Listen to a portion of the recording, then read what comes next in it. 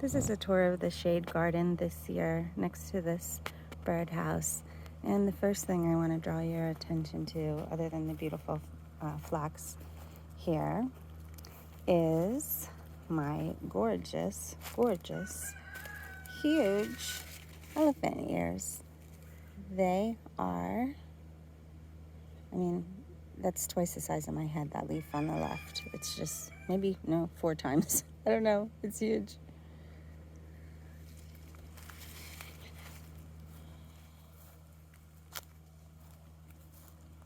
And then I have a bunch of New Guinea impatiens here that really bring the needed pop of color. The only problem is they require way too much water. This is one of the abelias that I saved with chenille plant. It's a ground cover plant. Then I wanted to make this mostly chartreuse and reds, burgundies, pinks. Well, like not pink, but that color pink. And then, so here's the chartreuse of the sweet potato vine. I do have the oakleaf hydrangea. It had 2 blooms for me this year. It did pretty well for its, I think it's the first year on the property. And I have various gingers throughout and cast iron plants. And that's a pineapple lily, but it's not in bloom.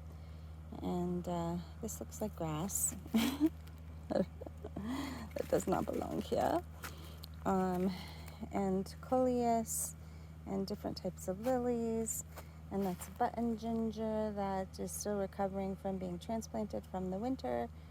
I kind of wanted it to grow larger without it going to the ground, so I don't think I'm going to move the plants into the greenhouse next year. I didn't have a lot of success with that, except for the Brazilian plume. That I might do again. Anyway, this is an azalea. My angel trumpet over there had 2 blooms, but doesn't look like it's real happy in too much shade, so I'm going to have to move it, but I'm waiting for the rains to come, and they just haven't. I have 2 staghorn ferns recovering also from the winter time in this space, which they love being in this shady spot. And then I have my lady palm, which I absolutely adore and would love to make babies off of that. And I have to, cut the brown leaves off the bottom in time. Here's another elephant ear. Now that one, these leaves are the size of my head. And I actually took this and put just a whole bunch of spider plant babies, and put them in here. And they do need water when it gets really, really dry. Some more coleus. This one in the middle here is a camellia, and this is a beautyberry that needs to be evicted. And look, I'm getting some caladiums popping out. Here I have begonias with variegated schefflera, and this I think is probably black-eyed Susan. But look at this. This is pretty cool. This is a blackberry plant because it has little orangey type lily irisy things, but it's almost like a walking iris, I think, where it spreads itself out and then it plants itself and grows roots inside. So, and then after it blooms, it puts out a blackberry for seeds, which I did take and toss around the property, but I don't know if it was effective or not. Anyway, this is another coleus, but behind it is a Brazilian plume that did overwinter in the greenhouse. This overwintered in the greenhouse in a pot, and it is the Thai plant with a bunch of Boston fern, which is really a weed here.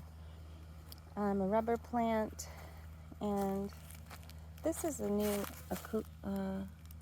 spikenard. I think it's a Cuba, Sun King spikenard. Oh, aralia, sorry, aralia. It was really happy when it first got planted here and grew like 3 or 4 times the size, but we stopped getting some rain, so I've been watering it. This is another Brazilian plume, and I have some peacock gingers throughout and more gingers growing around. This is my bat plant. There's a white one and a black one. And nothing all that interesting over here. I do have some bird's nest ferns and some spath, but they're also recovering from the winter, and a bunch of probably cricket or snail damage because they're really getting feasted upon. This is needs to go move. I put it in too much. I guess there's too much sun here. And then this is a really cool Malaysian orchid that loves it in the shade here, and it also loves water. And I have a little, this is the first year, look, something's eating it. It's my tractor seat plant. And let's spin you around here. Really, this is pinecone ginger that I transplanted from the center garden over there with the sago palm. And more cast iron, another tractor seat plant. And then we come over this way, azaleas that of course were blooming in like January, and some, that's a cat palm. These, I have, this one's a night blooming cereus that bloomed a couple times already. Let me just swing over to this RV garden. Here's my scarlet, I think it's scarlet fever ginger that did come back. I have some caladiums popping up, another azalea, and a big weed right there. And these two I've been waiting on for some time now. This is like their 3rd year in the ground, and they really are not. They didn't hit that leap year yet, where they leap. Hoping this is it. This is, these are Gatsby oakleaf hydrangeas. There's one there, and there's one here, and I have that little evergreen and a couple of them that I actually transplanted, if you see these little guys. And then bromeliads. This is really interesting here. This is my cruddy area here around the greenhouse, but this is, it broke off of the, what is this? It's a, not passion fruit, I'll put it on the screen. And it wound up growing incredibly by just sticking it in the dirt. And then here's my hose, and this is like the nursery area, and you could see, look at my kitty cat. This is my milkweed got really filled with whatever this white stuff is, but it doesn't seem to affect performance, but I haven't seen any blooms yet. And then I have a couple other miscellaneous gingers and things here. And then we're back to this elephant plant. And the only other thing I wanted to share is my Bromeliad garden. So this is one of my prettiest gardens here.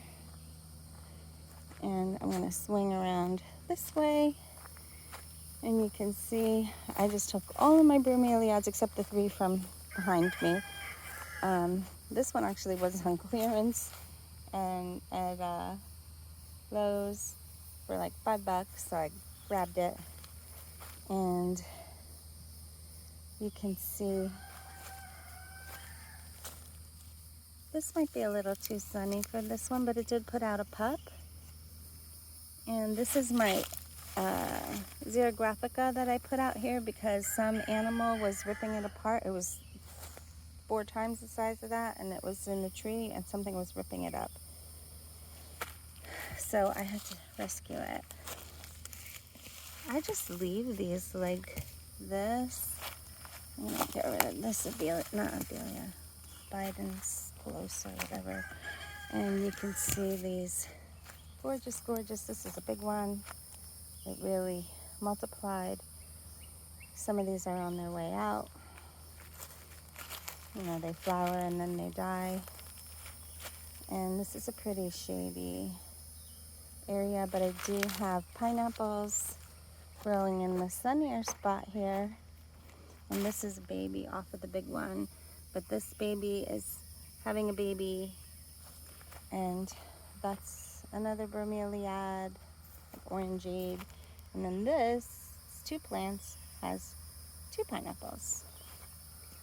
So I'm just waiting for this to kind of fill the entire area. This is a beauty berry in the flowering stage before the berries come out. They grow like weeds here. And then we're back around to this Thai plant, black lily.